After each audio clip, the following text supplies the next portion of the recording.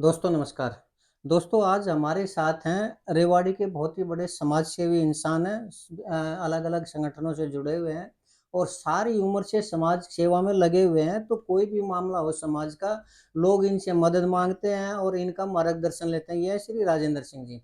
तो राजेंद्र सिंह जी का हमने पहले भी इनके विचार जाने थे, लेकिन आज कुछ ऐसी बातें हुई कि इनके विचार हम फिर जानना चाहेंगे और इनके विचार हम जानना चाहेंगे रेवाड़ी के अंदर जो भगवानपुर का 200 बेड का हॉस्पिटल का मामला चला हुआ है उसके बारे में।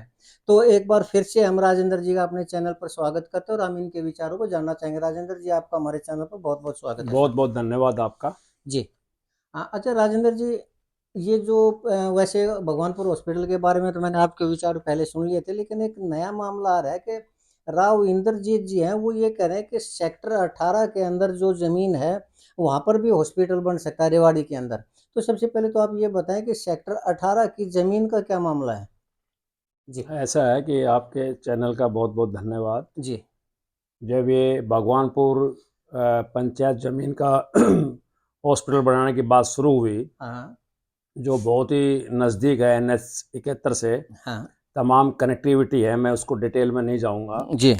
तो कुछ लोगों ने, हुँ, विशेष तौर पर हमारे राव इंद्रजीत सिंह ने हुँ, अलग अलग जगह ज़मीन देखना शुरू किया। हुँ, हुँ, और जब तमाम ज़मीन रिजेक्ट होती चली गई, हुँ, एक के बाद एक, बैरियावास, हुँ, शहबाजपुर खालसा, हुँ, शौराज माजरा, हुँ, क्योंकि वो ज़मीन माकुल नहीं थी हुँ, हुँ। जितनी हॉस्पिटल की ज़रूरत चाहिए। हाँ, हाँ। अल्टीमेटली हुँ, फिर एक नई बात निकल कर आई, सेक्टर 18 हाँ, रेवाड़ी के ठीक है, हुड्डा का सेक्टर 18, ठीक है। कि उसमें ये हॉस्पिटल बनाया जाए। जी, जी, जी। हमने भी कागज़ देखे। हुँ, सेक्टर 18 जो हॉस्पिटल बनाने की बात है, हुँ, उसमें 5 एकड़ हुँ, पॉइंट 15 हुँ, हुँ, जमीन हॉस्पिटल के लिए रिजर्व है, परंतु वो जमीन हुँ। प्राइवेट हॉस्पिटल के लिए है। अच्छा, अच्छा। मैं आपके सामने डॉक्यूमेंट पेश कर रहा हूँ। ये प्राइवेट हॉस्पिटल ये के डॉक्यूमेंट है? सैंक्शन साइट प्लान है सेक्टर 18 का, हाँ, हाँ। रेवाड़ी का। हुँ, हुँ, हुँ। इसमें इसमें जो 5.15 हाँ, हाँ, एकड़ जो दिखाई गई है, हाँ।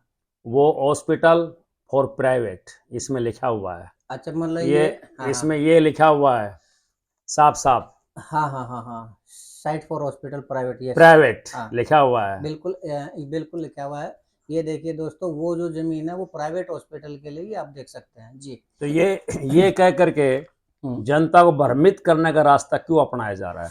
हुँ, क्या प्राइवेट हॉस्पिटल के ऊपर सरकारी हॉस्पिटल बन सकता है? हुँ, नहीं बन सकता। हुँ, नंबर वन पॉइंट, हुँ। जो जनता को बल्फ किया गया है, रेवाड़ी की तमाम जनता को इसके ऊपर बल्फ किया गया है। हाँ, ये हाँ। रिकॉर्डेड बात मैं कह रहा हूँ। ठीक है। नंबर दो बात, हाँ, कि जो 10 एकड़ के अंदर जो है, हुँ, और उसमें जो हॉस्पिटल बनाने की बात है, हुँ, तो उस 10 एकड़ की जमीन हुँ। पेयजल के लिए जो दी हमने, कहाँ की बात कर रहे हैं ये आप? भगवानपुर की बात भगवान कर रहा हूँ, जी, भगवानपुर ने पेयजल के लिए रजिस्ट्री करवा दी है, जलघर के लिए। जल घर के लिए, हुँ, वाटर टैंक्स के लिए। ठीक है। और उसी गांव ने 8 एकड़ के करीब जमीन हॉस्पिटल के लिए भी दे दी है। 8 एकड़ ज़मीन। यस। हाँ, ठीक है। मतलब तो सरकार को रजिस्ट्री करवा चुके हैं या प्रस्ताव पारित कर चुके हैं? प्रस्ताव पारित करके पूरा केस सरकार को भेजा जा चुका है।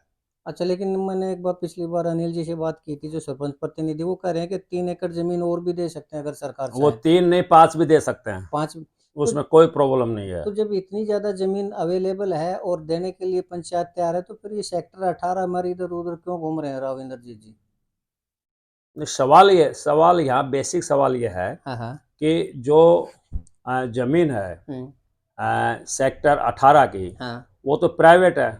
हुँ, और जो सरकारी हॉस्पिटल बनाने की जो बात है, हाँ, इसमें 8 एकड़ के ऊपर हाँ। सिविल हॉस्पिटल रेवाड़ी को शिफ्ट करना है। कहाँ? अच्छा, अच्छा, अच्छा। भगवानपुर की जमीन के अंदर। अच्छा, वो नया नहीं बन रहा है। अच्छा, ठीक एक तो है। ये इंपॉर्टेंट पॉइंट है। हुँ, सिविल हॉस्पिटल शिफ्ट होगा हुँ, भगवानपुर की जमीन के ऊपर। ठीक है। जो कनेक्टिविटी है, हाँ, वो नया हॉस्पिटल नहीं बन रहा है। ठीक है। सेक्टर 18 का जो हॉस्पिटल, सरकारी जो हॉस्पिटल बनेगा या प्राइवेट हॉस्पिटल बनेगा, हुँ, वो एक नया हॉस्पिटल है। हुँ, तो इन दोनों में, हुँ, सेक्टर 18 हाँ, और भगवानपुर के सिविल हॉस्पिटल का निर्माण, हाँ, 200 बेड का, हुँ, ये दोनों अलग अलग है। क्योंकि अभी हाँ, तक रेवाड़ी के सिविल हॉस्पिटल में 200 बेड नहीं है, हुँ, उपलब्ध नहीं है। हुँ, इसलिए 200 बेड को ले जाने के लिए तमाम ये काम, एक फैक्टर ये भी है कि नीचा है, जगह भी पूरी नहीं है, परंतु 200 बेड के लिए भी इसको शिफ्ट किया जा रहा है। तो आप क्या ये कहना चाह रहे हैं कि राव इंद्रजीत जी पब्लिक को बरगला रहे हैं? ये तो प्रूव हो रहा है। ये तो प्रूव। पहले पहले तो हमको बदनाम किया गया, हमको बेहुदा गाली गलौज दिलवाई गई, जो कि एक सभ्य समाज में वो शब्द नहीं कहे जा सकते, वो हमारे बारे में कहा गया, हमारी मूछ काटी गई, हमारा मुंह काला किया गया, क्या कुछ हमारे बारे में नहीं कहा गया, कहा गया आप लोग, कहा गया, पब्लिकली कहा गया, जो पब्लिक डोमेन में है, जो संघर्ष समिति को कहा गया। अच्छा अच्छा, चलिए।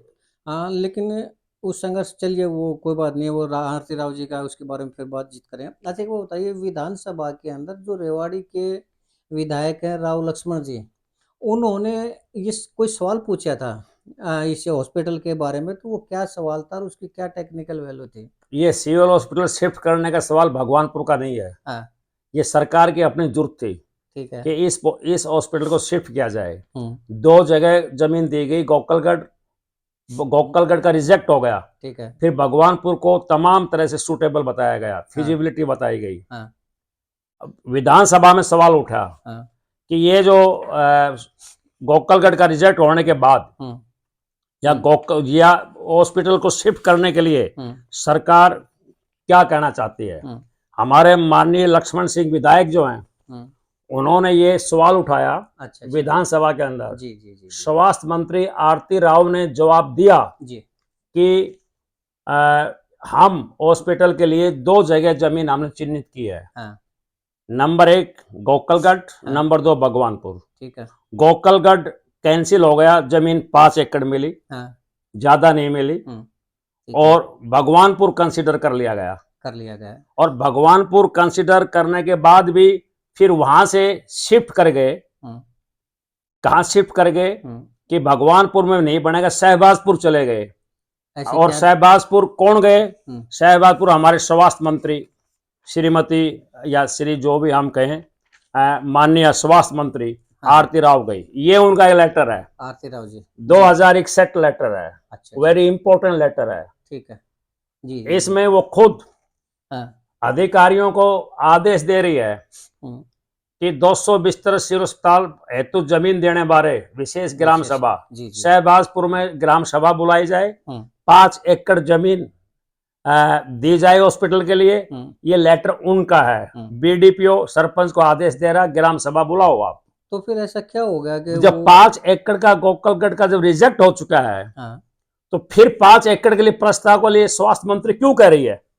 वो यही तो मैं जानना चाह रहा हूँ ना, क्यों कह रही है, क्या वजह है कि वो फिर भगवानपुर में क्यों नहीं बना जब जमीन की वजह? तो जब हमने अखबारों में फोटो देखी शहबाजपुर के अंदर, तो स्वास्थ्य मंत्री महोदय के साथ रेवाड़ी के बड़े बड़े डीलर्स थे। अच्छा, वो फोटो में आए, हम तो अखबारों में देखा।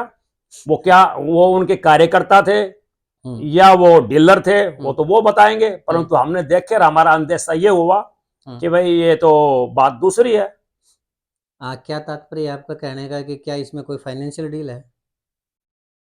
मैं तो नहीं कह सकता क्या डील है। मैं तो ये कह सकता हूं कि वहां भगवानपुर के अंदर, शहबाजपुर के अंदर जो हॉस्पिटल बनाने के 5 एकड़ की जरूरत क्या पड़ी, जब भगवानपुर के अंदर 8 एकड़ दी जा रही है। जी, और जो सब तरह से सूटेबल है, मैं तो ये कह रहा हूँ। अच्छा, बहुत अच्छी बात। अच्छा राजेंद्र जी, आप एडवोकेट हैं, काफ़ी एक अच्छे एडवोकेट हैं। मैं एक टेक्निकल चीज़ पूछना चाहूँगा कि वहाँ जो भगवानपुर के सरपंच प्रतिनिधि हैं, शायद क्या अनिल नाम जी हैं? अनिल कुमार हैं। अनिल जी ने इंद्रजीत जी की कोई वीडियो वायरल की थी।